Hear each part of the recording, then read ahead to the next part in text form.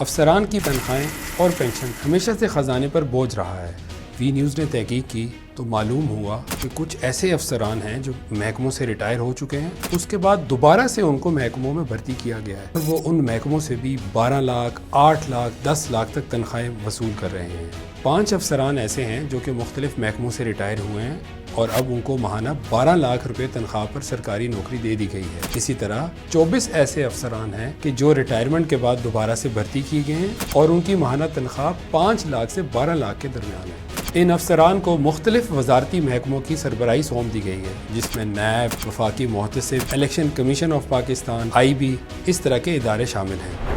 سکندر سلطان راجہ صاحب secretary railway retire ہونے کے بعد دوبارہ سے چیف الیکشن کمشنر تعینات ہوئے۔ اب وہ 13,11,000 روپے ماہانہ سیلری وصول کر رہے ہیں۔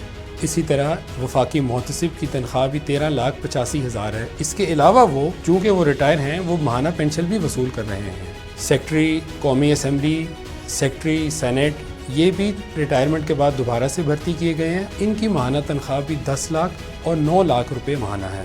اس خبر کی مزید تفصیل جاننے کے لیے وی نیوز کی ویب سائٹ وزٹ کریں۔